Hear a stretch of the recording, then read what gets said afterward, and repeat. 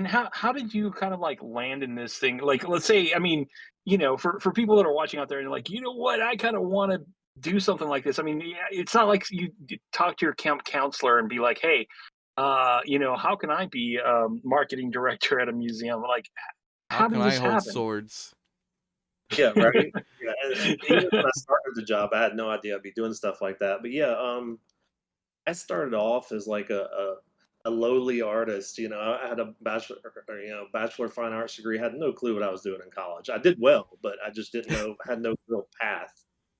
And, I discovered graphic design. I was like, well, I've been designing gig posters for like local bands and stuff like that when I was a teenager.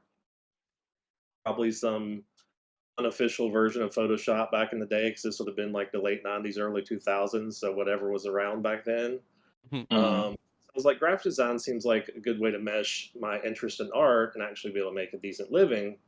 So I started off doing that, and I always tell people I got fired from my first job because I was Mhm. unhappy with the job because it did suck. It paid less than working at fast food, and Oof. it was just a terrible job.